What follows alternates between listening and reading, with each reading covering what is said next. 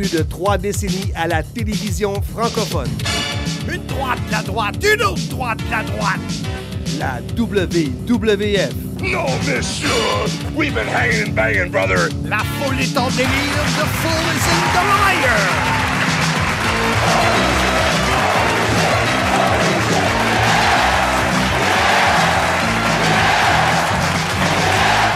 La WCW. Woo! New World Order. J'ai la chair de poule! Comme disent les Américains, I've got the chair to pull us! TNA. Impact. L'arbitre demande le prix et on parle pas de fromage. TOW. Mon nom est Marc Blondin, Monsieur Fun International, Top of the World, the original, vintage depuis 1958. Voici mon podcast. Soyez-y, mesdames, messieurs.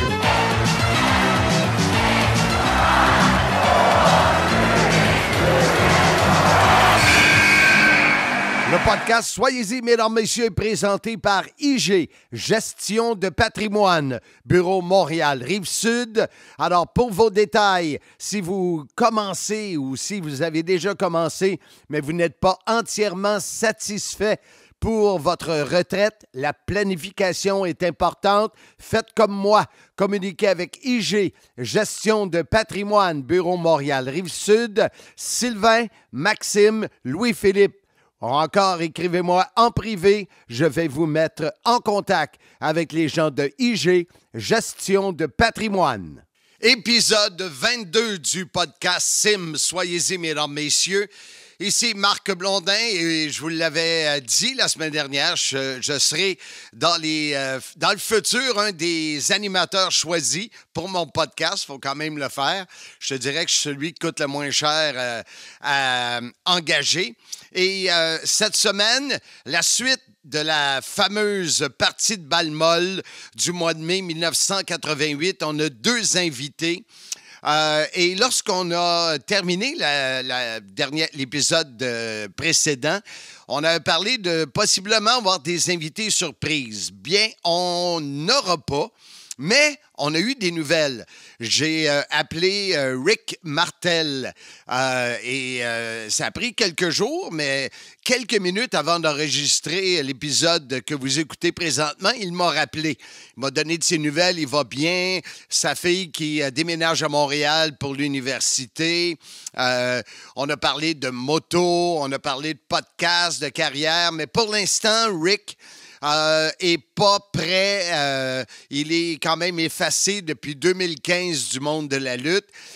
Mais il m'a dit, garde Marc, je vais descendre à Montréal, on va aller casser la croûte avec Bertrand Hébert, puis on verra ce qui arrive. Alors, je voulais qu'il soit un des invités pour nous parler de ce match de balle molle où il était instructeur, mais au moins il a rappelé, puis sait-on jamais pour avoir Rick Martel comme invité dans les futurs podcasts. Justement, le premier invité qu'on a, c'est le fun, il n'y a aucun rapport avec la lutte, mais c'est une voix que vous allez reconnaître, Denis Fortin, qui, en 1988, il va nous en parler, il arrivait, lui, du Saguenay-Lac-Saint-Jean, et vous allez voir, c'est quand même le fun, il mentionne comment je l'ai aidé à s'intégrer et à apprendre les rudiments d'animation en public. Et aujourd'hui, il est, après avoir fait le 6 à 6 longtemps à C'est quoi, il est un des animateurs vedettes de Rythme FM.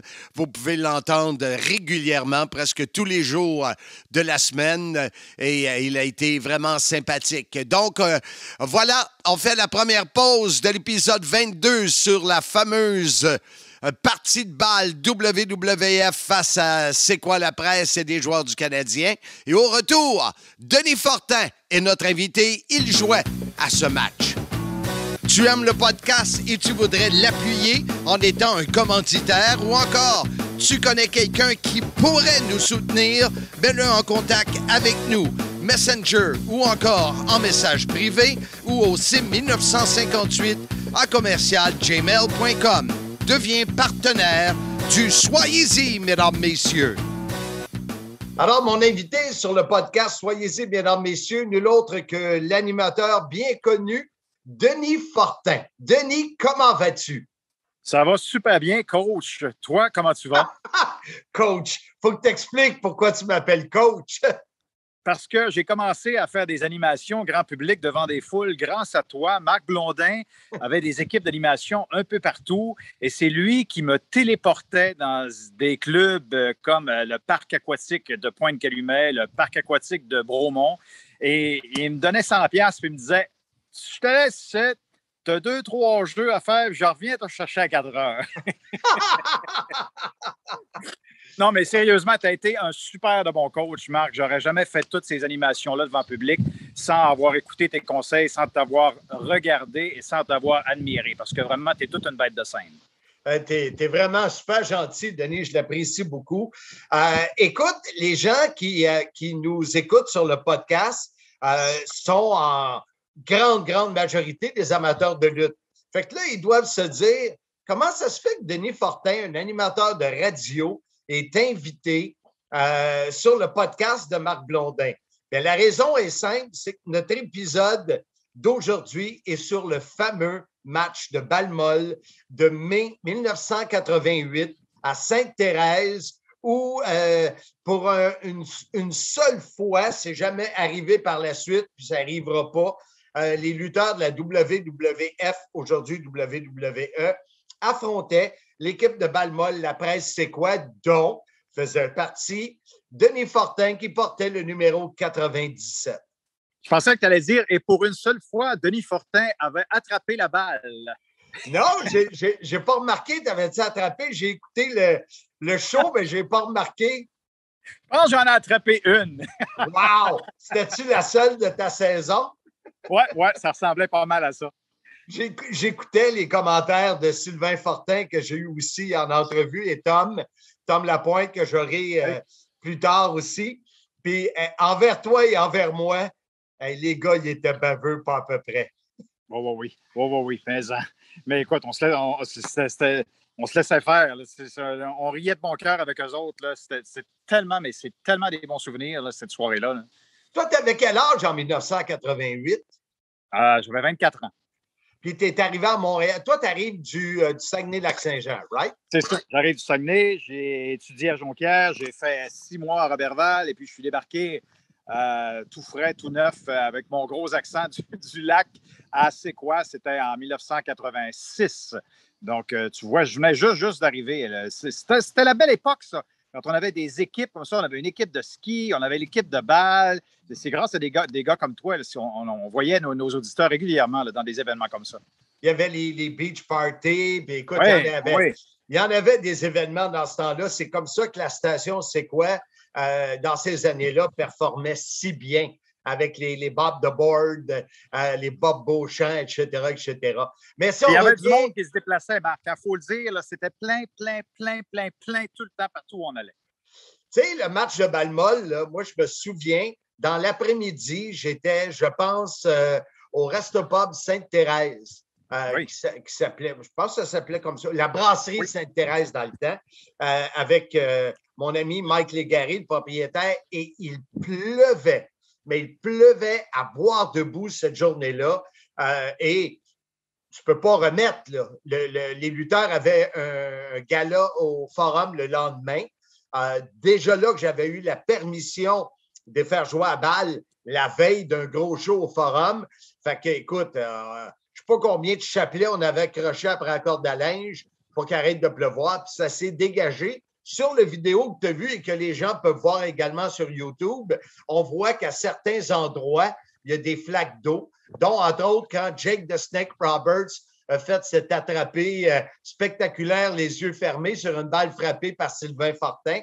Mais toi, les images que j'ai, c'est quand tu menais au bâton, si le train va loin, tranquillement, puis les gars disaient, bon, ça va vous aider, c'est Denis Fortin qui s'en vient au bâton. C'est ça, exactement. Parce que je n'étais pas capable d'attraper la balle, j'étais difficilement capable de la toucher aussi avec mon bâton. J'étais vraiment pas bon. Vraiment pas bon. Tu sais, le gars dans sa jeunesse, quand tu te fais choisir par une équipe, puis tu es toujours le dernier, tu es tout le temps le dernier, mais écoute, je le prenais à rien. C'est bien correct. Je sais que c'était pas ma force. Moi aussi, j'étais toujours pris en dernier parce que j'étais toujours le plus gros de la gang. C'est ça, tu le dis, là. Ce genre de match-là fait en sorte que je me suis jamais trouvé aussi mince parce que tu es à côté de ces bêtes-là qui sont énormes. Hey, tu sais qu'il y en avait, je regarde les noms, c'est sûr que Dino Bravo ne jouait pas. Dino qui est décédé depuis de nombreuses années. Les frères Rougeau, Rick Martel, mais ce que les gens se souviennent beaucoup, c'est Jake the Snake Roberts et Axa Jim Duggan. Duggan qui avait frappé avec son 2x4. Oui. C'était spécial. Puis toi, j'imagine, remarque qu'on avait fait beaucoup de matchs de balle ensemble. C'était arrivé en 86. Probablement, c'était ta deuxième ou ta troisième saison de balle. Avec les vedettes qu'il y avait là, autant du côté de l'équipe de la lutte que Stéphane Richer, que Carbonneau. Carbonneau était là, comment ça devait être quand même pour un petit gars du Lac-Saint-Jean qui arrive à Montréal. C'était comme un gros événement, ça. Le petit gars était bien impressionné. Puis les parents du petit gars étaient super impressionnés aussi. Tes parents n'étaient pas là. Hein? Tes non, parents je leur racontais. Moi, je leur racontais, puis ils ne me croyaient pas. Là. Non, puis je te dis, j'ai joué à balle avec eux autres. Papa, Campano, puis ils étaient tous là. Puis j'allais, moi, tu parles de la lutte, écoute, j'allais dans le temps, moi, au centre Georges Vézina, à Chicoutimi, chaque fois qu'il y avait des soirées de lutte, j'étais là avec mon père dans les premières rangées et ça me rappelle tellement, mais tellement des beaux souvenirs là, de mon adolescence. Écoute, c'est drôle parce que j'aurais jamais pensé que, étant plus jeune, tu allais voir les galas de lutte. Ça me surprend. Puis on avait Paul Leduc en entrevue. Puis Paul, il disait que ses années à Chicoutimi, c'était lui, c'était dans les années 70. Toi, t'es né en quelle année, toi?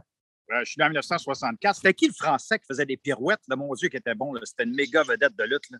Édouard Carpentier. Oui. Oh, mon idole. Et l'idole de mon père aussi. Oui, c'était des bonnes années.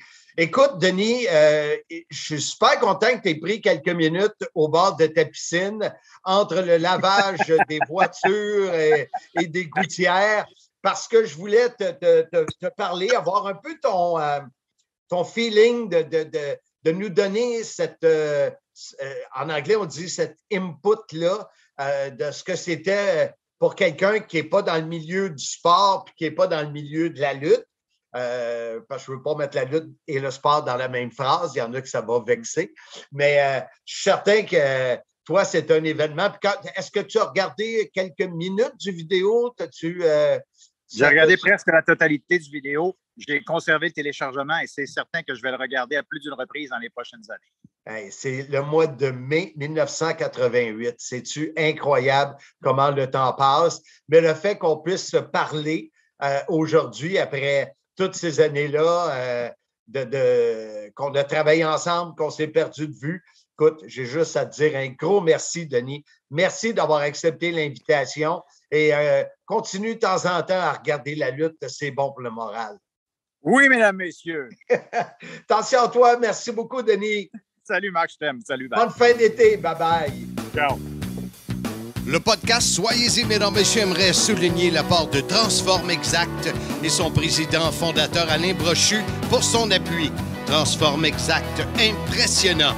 www.transformexact.com, imprimeur professionnel spécialiste en sérigraphie et impression numérique grand format.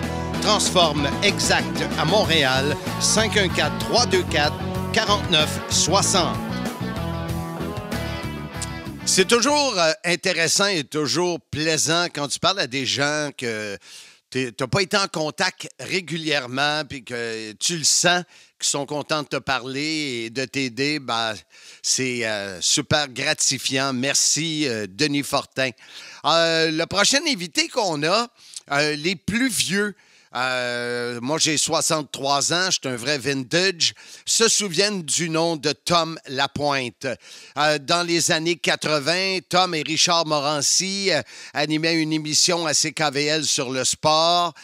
Tom était journaliste à la presse. Il a été vraiment un journaliste sportif très perspicace. Il avait les nouvelles. Vous allez voir, il en parle. Il y a 2 faits marquants dans sa carrière. Et pourquoi on l'a sur le Soyez-y, mesdames, messieurs? Ben parce que si vous avez regardé le match qui a été mis sur Facebook et YouTube par Patricia Molloy, vous entendez une voix. D'ailleurs, c'est lui qui se trompe quand c'est l'attrapé de Jake the Snake puis qu'il l'appelle Jim Duggan. Ça fait rire bien des gens. Tom était l'animateur, celui qui avait les contacts avec les joueurs du Canadien, celui avec qui j'animais. Et comme j'en ai parlé précédemment, ben, on était 2 coqs dans basse-cour, Tom et moi, mais il a accepté, lui qui a maintenant son show Tom sur le web régulièrement pendant la saison de hockey. Il a accepté de nous parler un peu de ce match-là, mais beaucoup de cette époque. Alors, voici l'entrevue avec Tom Lapointe. Vous avez des idées de rénovation? L'équipe de Réno Condo peut vous aider dans vos futurs projets. Sylvain attend votre appel pour petits ou grands travaux. Pensez Réno Condo. 438-872-7686. 438-872-7686. Réno Condo va réaliser vos projets. Alors, mon invité sur le podcast, soyez-y, mesdames, messieurs, Tom Lapointe. Tom, toi et moi, ça fait plusieurs années qu'on se connaît. Ça fait bien des années. Je suis presque en train de te demander si je dois t'appeler papy ou si on doit... Comment vas-tu, mon papy? Papy Marc? Non, je suis plus vieux que toi. Toi, tu pourrais me demander ça. On t'a pas à la même âge, je pense. J'ai une couple d'années de plus que toi. OK, mais tu as de l'air tout jeune. Mais ça paraît pas. Non, c'est sûr. Puis là, tu me disais que tu étais en vacances après une grosse saison du show Tom. Oui. Ben écoute, c'est une première, étant donné qu'il est arrivé la pandémie, mais souvent, je lance des projets comme ça, là, je veux dire, c'est un claquement de doigts selon ce qui se passe, parce que moi, je suis beaucoup plus dans la production de game show.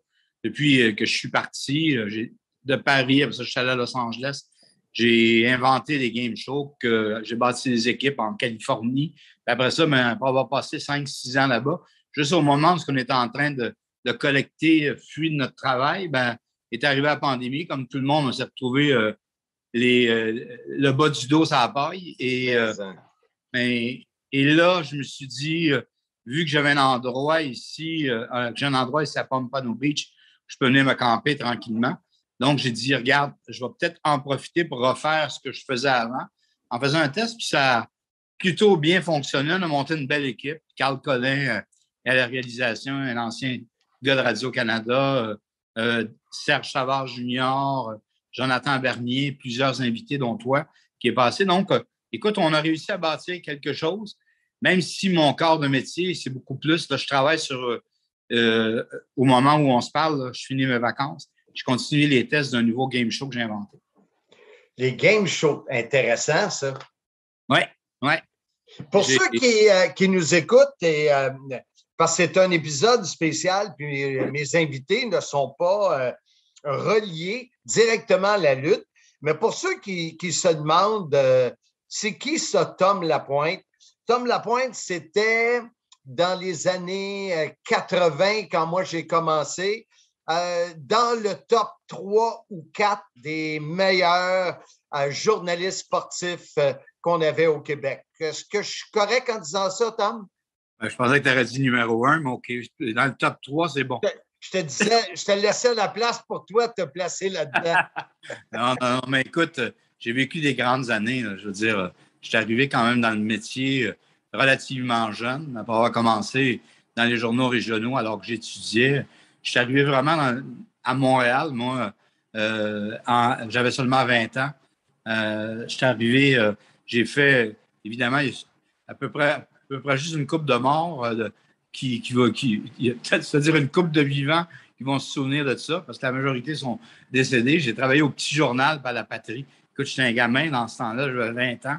Et après ça, très, très, très rapidement, à 22 ans, je suis retrouvé à Montréal Matin, la couverture de la Ligue de hockey junior majeure du Québec. J'ai commencé déjà à remplacer Yvon Penneau, il devait sûrement être dans ton top 3, là, je présume, là-dedans. Donc, Yvon, qui a presque une dizaine d'années de différence avec moi. Donc, je remplaçais Yvon sur les voyages, alors que le Canadien, dans les grandes années du Canadien, c'est-à-dire à la fin des années 70. Donc, tu peux te dire que je suis plus jeune. J'ai vécu des années exceptionnelles et après, en 2000, pour plusieurs raisons, j'ai décidé de partir, m'en aller en Europe, découvrir le marché européen. J'ai ouvert des bureaux à Paris. Puis c'est là que je me suis vraiment recréé, tout en restant toujours dans ce que je sais faire, c'est-à-dire les communications, les médias, à inventer des nouveaux concepts. Et c'est ce qui m'a amené, après ça, en 2012, j'ai déménagé à Los Angeles. Puis de Los Angeles, je suis arrivé en 2012. Puis là, je me suis retrouvé durant la pandémie ici en Floride l'année passée. Quand je parle à des gens que je côtoie, qui sont plus jeunes que toi et moi, et que je mentionne ton nom, est-ce que tu sais la première chose que les fans me disent de toi?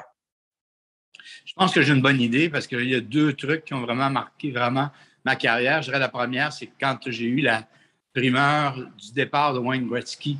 Ça s'est passé en début août 1988. Puis le deuxième, pour moi, qui est un exploit que que moi, je place au numéro 1 plutôt que le numéro 2 avec Gretzky, c'était le fait que quand je suis retourné à CKVL avant de partir pour la France, je travaillais quand même 3 ans à CKVL avant qu'ils ferment le porte. CKVL, j'ai lancé le mouvement du trophée Maurice Richard. Et pour moi, ça a parlé, ça m'a apporté chaud au cœur parce que j'avais fait la demande directement au Rocket et c'est pour ça que Maurice Richard a eu un trophée parce que j'ai lancé l'initiative.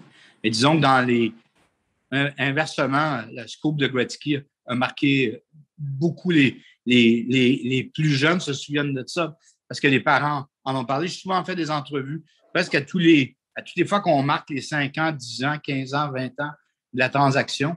Les grands médias à Montréal me rappellent pour me demander d'en parler. Oui. Et l'autre chose, quand moi je pense à Tom Lapointe, c'était le gars qui avait les plugs avec les joueurs de hockey. Je regardais dans en fin de semaine, parce que je t'en ai parlé, je suis à l'écriture d'un livre sur ma vie qui va sortir au printemps prochain avec Bertrand Hébert, celui qui a écrit le livre sur le géant Ferré, Jean Ferré, le même écrivain qui va être mon co-auteur. Et j'ai tombé sur un spread, un encart de journal au Stade olympique où on avait, il y avait Luc Robitaille qui était là, il y avait des vedettes d'Hollywood. En 88, justement, parce que j'ai toujours, durant les étés, je faisais, avant que Vidéotron devienne aussi puissant que c'est là, la fameuse TVSQ, j'étais un des pionniers à animer des émissions à TVSQ. On parle là, dans les années 80. Et dans les années 80, j'avais commencé à faire des tournées l'été, dans le temps que les joueurs étaient vraiment accessibles. Qu'ils étaient plus riches, puis ils étaient riches pour leur époque, mais c'était des joueurs, j'étais tellement proche d'eux autres, je pouvais avoir qui je veux. Puis c'est drôle le concours de la vie, parce que je me suis retrouvé à Los Angeles, justement, avec Luc Robitaille, parce que je vais souvent au game des Staples. Puis Luc, en 88, quand il jouait à balle molle avec des lutteurs, avec des boxeurs, c'est un petit peu ce que je faisais. Il était venu jouer à plusieurs reprises avec nous autres, puis je t'en remercie. On avait bien du fun. Et en 88, j'avais dit à Luc, écoute, on peut-tu commencer un truc avec Los Angeles, le LA Celebrities, pour faire venir des gens connus. Puis on avait fait venir Alyssa Milano à l'époque. Et à ce match-là, écoute, toute la crème de la crème était là. Gretzky était là. Mario Lemieux était là. Luc.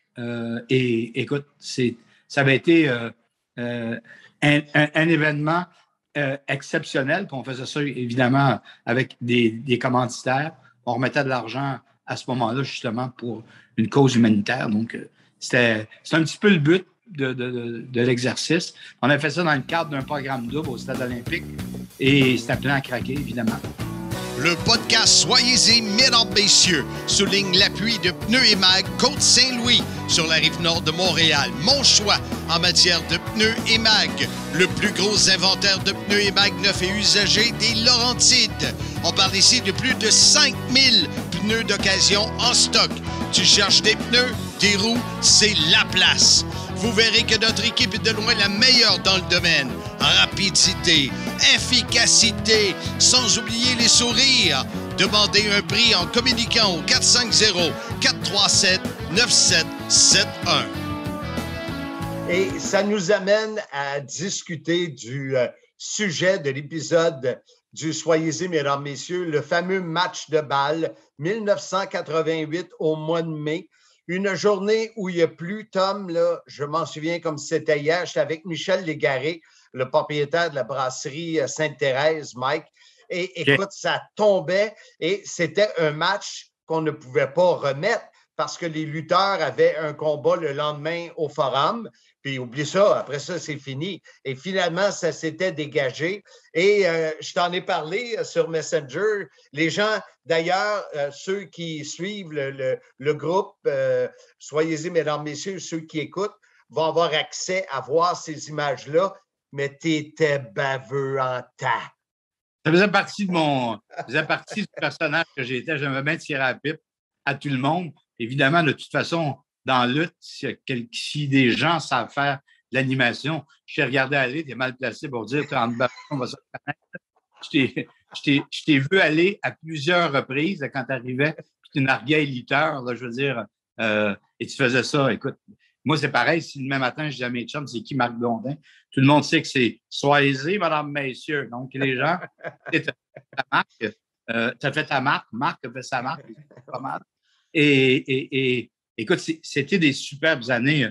Puis je suis content aujourd'hui parce que moi, justement, dans le temps, j'étais partout. C'est-à-dire, j'ai écrit à la presse durant 5 ans, j'ai écrit au Journal de Montréal durant 3 ans, j'ai écrit à Montréal Matin, j'ai été à la radio. C'est le patron de Télémédia Sport au début des années 90.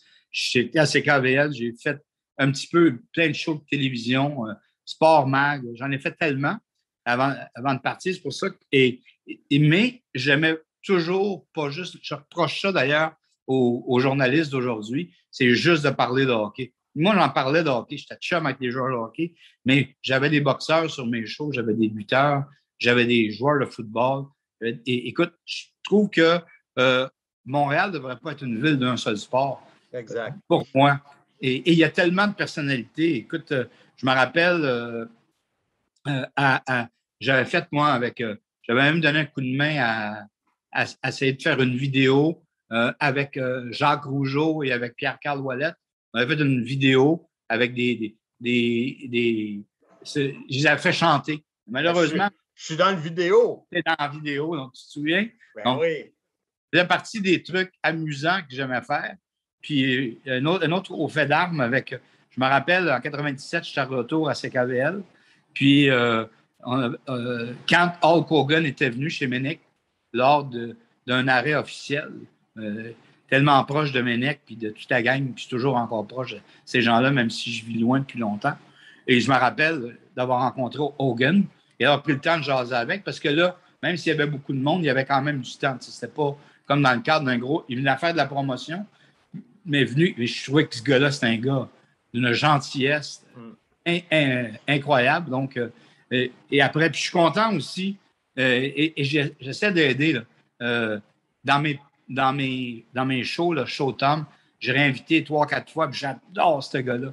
Ce que PCO fait actuellement, là, je trouve que c'est un gars avec le cœur plus gros qu'un ring, ce gars-là. J'ai toujours aimé Pierre-Carl Ouellette.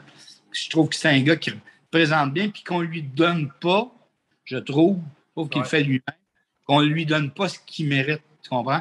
Il y a lui aussi, la pandémie, il a frappé le 3e câble avec la pandémie, comme plein de monde. Mais il continue de se battre. Il est original, il est en shape là, pour son âge. Puis c'est sincère après bon gars. Ça me fait plaisir. Ouais. Mai 1988, au Parc du Charme de Sainte-Thérèse. T'es là, t'animes. J'ai eu 2 autres invités pour le podcast. J'ai eu Sylvain Fortin, qui était mon Ouais. mon bras droit et qui On dit vraie patente, c'est lui qui ramassait lui qui serrait tes chaussures. Oh, oui, c'est lui. Oui, ben oui, ça c'est sûr, c'est sûr, c'est sûr. Et je l'écoutais quand il parlait à Jake dans un anglais que même n'importe quel anglophone ne comprenait pas. Écoute, c'était drôle. Et j'ai aussi eu une entrevue avec Denis Fortin, l'animateur de radio, qui commençait à l'époque et que même, tu sais, toi, tu étais vraiment, c'est correct, on le sait, puis c'est le fun, tu étais baveux envers moi. Mais même envers lui, qui était dans l'équipe, c'est quoi la presse? Il disait Hey les gars, Marc, vous allez avoir un break, c'est Denis Fortin qui s'en vient frapper. On peut tout de suite mettre un X comme un 50. Fait qu'il s'en souvient comme si c'était hier. Denis, c'est un des gars qui est très, très bon dans le podcast, qui vit de ça depuis des années. C'était quand il y a eu le changement, l'arrivée des podcasts, il est un des gars qui a fait du podcast avant presque tout le monde depuis 3-4 ans, Denis, puis il réussit bien. C'est un gars, écoute, faites partie. Écoute, je revois plein de monde qui m'appellent ou qui veulent faire Showtime. J'ai eu Michel W. Duguay qui est venu. Écoute, des gars de cette belle époque-là, de C'est quoi, puis de CKVL. CKVL sont un petit peu plus âgés, évidemment. Je suis toujours aussi proche de Richard Morancy, qui a été mon mentor à la radio, le Kid. Puis qui va mieux, là, parce qu'il avait eu quelques soucis de santé. Il va bien, puis je suis content. Donc, ouais. Mais écoute, dans la vie, il faut. Moi, j'ai toujours dit que la vie, c'est tu vis ta vie comme un match de sport. Mais l'important, c'est qu'à la fin de ta vie, même si tu t'es fait scorer plein de goals ou même si tu t'es planté une coupe de fois en bas du 3e cadre, l'important, c'est que tu sois capable de te relever et qu'à la fin, tu aies plus de points gagnants que de points perdants. Pour moi, c'est ça. Ouais. Puis pour ce match de balle-là, qu'est-ce que tu te souviens? C'est quoi tes souvenirs de ce fameux match de balle-là?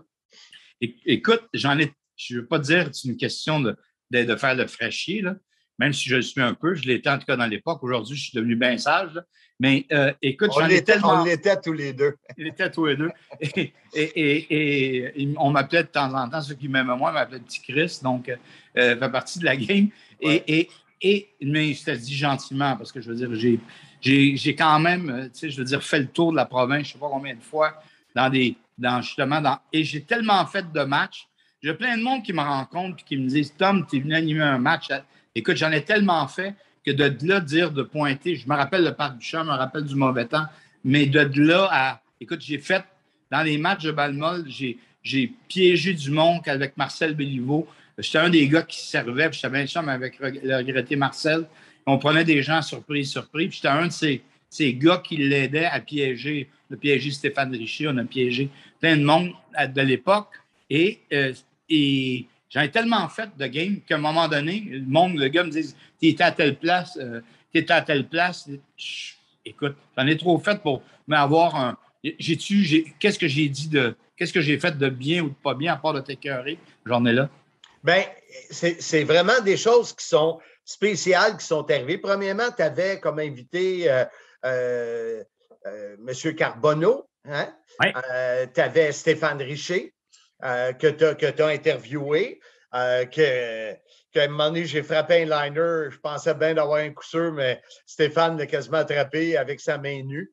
Non, mais il était tellement bon à balle molle. Tu me parles de Carbo. Carbo, c'est un bon joueur, mais Stéphane Richer, il aurait presque pu avoir une carrière au baseball, ce gars-là. C'est tout un joueur de baseball.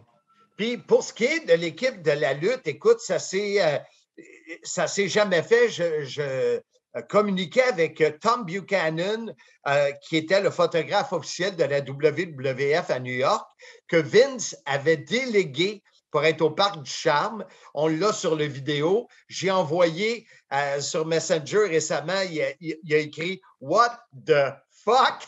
C'est quoi cette vidéo-là? » Écoute, il capotait. Tu sais, pour que Vince paye un billet d'avion, délègue quelqu'un pour venir à Montréal pour un match de balle, c'est parce que c'est quelque chose. Et on a des photos de Jim Duggan, de AXA, et de Jake the Snake dans le magazine WWF, et c'est Hulk Hogan sur la page couverture. Fait que déjà, c'était bon. Mon nom était même mentionné dans l'article. Mais sur le terrain de balle, Tom, il y a eu à un moment donné les frères Rougeau qui sont arrivés les deux pour frapper. On ne savait pas lequel des deux. Il y en a un qui était du côté gauche, l'autre était du côté droit du marbre. Ça, c'était vraiment... Puis, si ma mémoire est bonne, c'est Raymond qui avait frappé un coup sûr.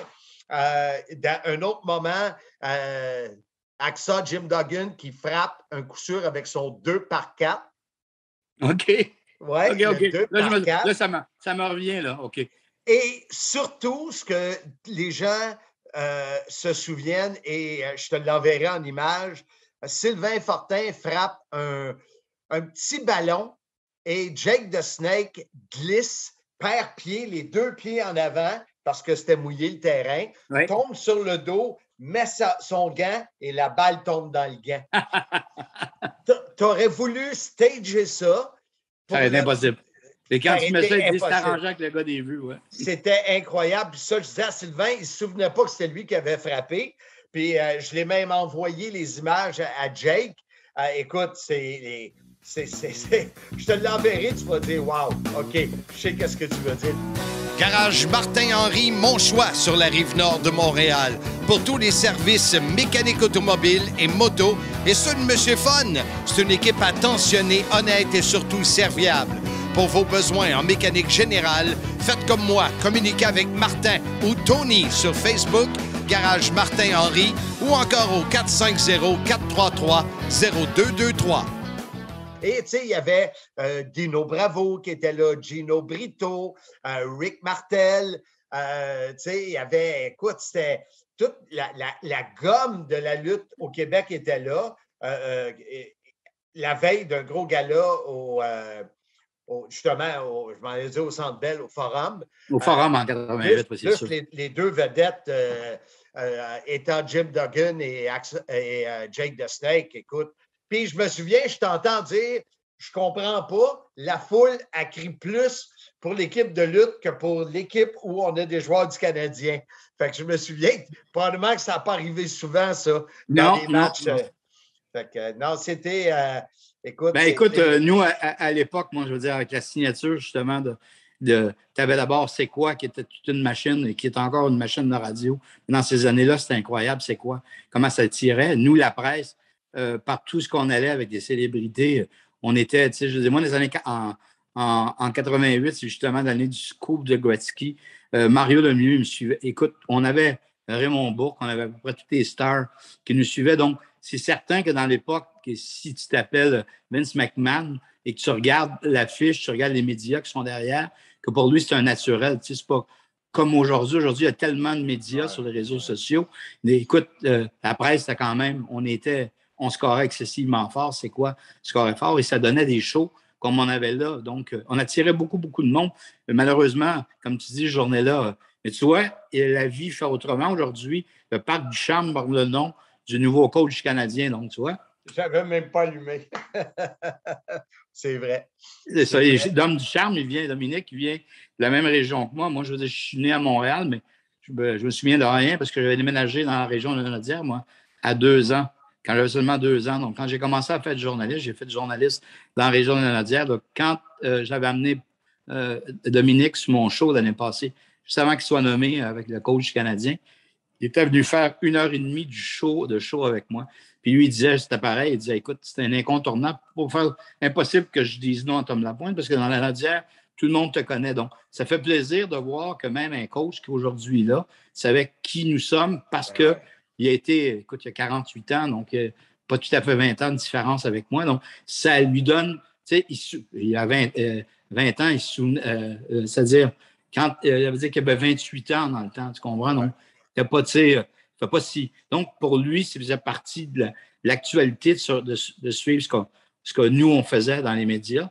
Mais c'est le fun de voir que ces gens-là n'ont pas oublié. Puis, c'est drôle parce que dans la vidéo du match de balle, j'annonce que un des prochains matchs sera au Beach Party de Saint-Gabriel de Brandon, où c'est quoi, quand on faisait les Beach Parties, c'était fou. Et on jouait contre l'équipe locale de Saint-Gabriel de Brandon, qui était dirigée par un des bons amis à Dominique Ducharme, Sweet Sylvain Sainte-Marie. Ben oui, et d'ailleurs, Sylvain est venu sur mon show. Ouais, quand j'ai fait Dominique Ducharme, écoute, il a tellement été bon, là, Les gens, je ne sais pas pourquoi, je ne sais pas s'il est coincé vis-à-vis les grands médias, mais moi, quand il était venu, et tout le monde m'avait dit, Dominique, tu vas voir, il jase pas trop. Écoute, je n'avais pas trouvé ça, sauf que moi, dans le concept de mon show, j'amène toujours un ou deux de ses chums qui ont fait l'histoire avec lui. Et vu que j'ai amené deux de ses chums, écoute, ils jasaient là, à ciel ouvert, il n'y avait pas de problème. Donc, on a eu beaucoup de fun. Et Sylvain était un. Et c'est bizarre parce que Sylvain, dans l'entrevue, m'avait dit, tu te souviens-tu de Saint-Gabriel de Brandon? Il m'a parlé de ça durant l'entrevue. Et je me rappelle à Saint-Gabriel de Brandon parce que ce soir-là, ou ce week-end-là, ça va durer tout le week-end et j'ai eu mal à la tête. C'est pas quelqu'un qui buvait beaucoup, mais ce week-end-là, on était tombé dedans un peu et dans ma remise à cognac. Là. Et écoute, je me dis oui, parce que j'ai dit, surtout avec un gros mal de tête ce week-end-là. Donc, Saint-Gabriel de Brandon, je m'en rappelle. Puis Sylvain faisait partie de mon équipe de Géo pendant bien des années. Fait que c'est drôle comment ce que c'est. Et là, Tom Lapointe, il arrive quoi dans les prochaines semaines dans ta carrière, les game shows que tu continues à tester? Est-ce que le show Tom revient? Oui, show Tom, on est en négociation. Je ne peux pas rentrer dans les détails, mais on est en train de, vu que je suis en Floride, d'essayer de faire du partenariat parce qu'ici, moi, j'ai ouvert une compagnie en Floride qui s'appelle Snowbird Entertainment parce que c'est le nom qu'on donne à tous les Canadiens, les Québécois, les snowbirds qui partent de l'hiver pour s'en venir passer l'été en Floride. Autant quand j'ai vécu en Californie, il y a beaucoup de Québécois, mais ça n'a rien à voir avec le nombre de Québécois qu'il y a ici en Floride. Et je suis en train d'essayer de trouver des partenariats entre les Panthers, Broward County, où sont tous les Québécois. J'ai aussi déjà, j'allais chercher un partenariat donc avec le Soleil de la Floride qui me suit partout, qui me mettent en une de tout leur journal qui est devenu un journal numérique. J'écris d'ailleurs dans le Soleil de la Floride.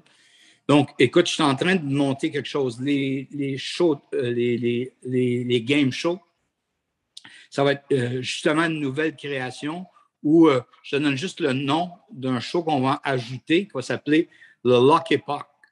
Je n'ai pas encore trouvé le nom en français là, parce que je présente à ça avec des investisseurs pour le vendre à la Ligue nationale de hockey. Donc, c'est une rondelle qui tourne avec un concept et où ce que justement tu peux suivre la saison de la Ligue nationale de hockey, mais avec un Lucky Puck.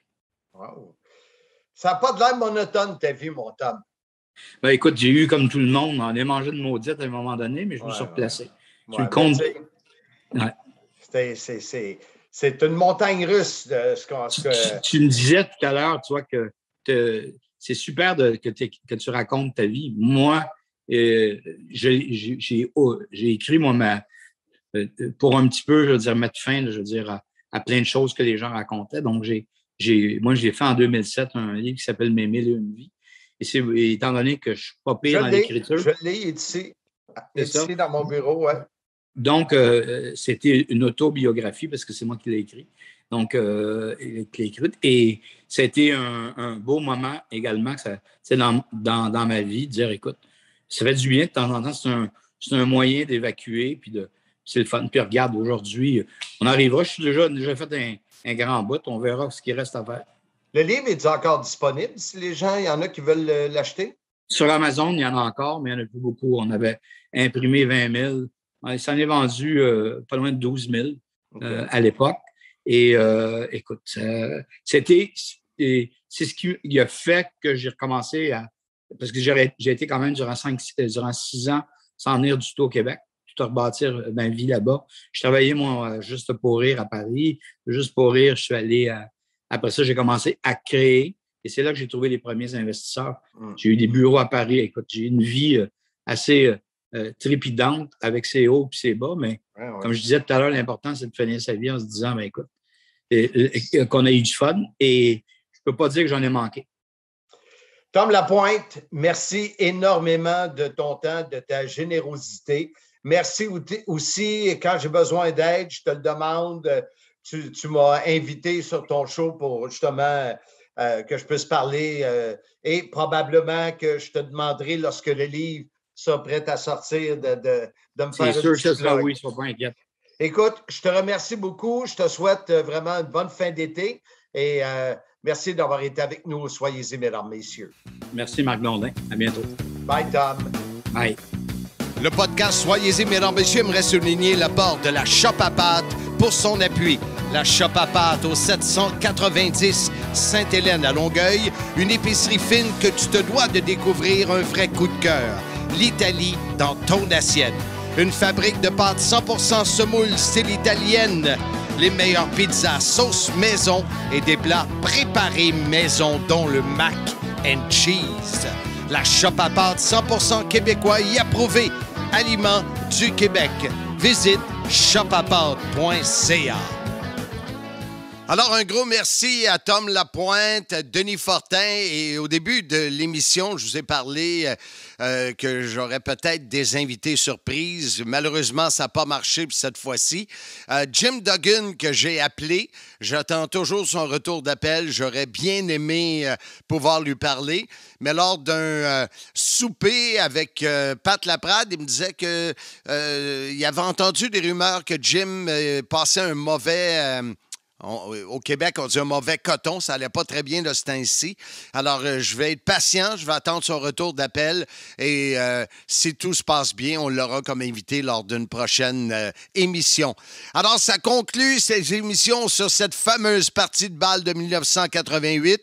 Encore une fois, merci à mon co-animateur de la première portion, Handsome JF, Jean-Frédéric Clément. Merci à IG Gestion de patrimoine, Bureau Montréal Rive-Sud pour leur support. Et moi, je vous dis, l'épisode 22 est terminé. On se dirige vers le 23 et on va parler de Mr. Wonderful, Paul Orndorff, qui nous a quittés il y a quelques semaines. Mon nom est Marc Blondin. Je vous dis épisode 22, 23.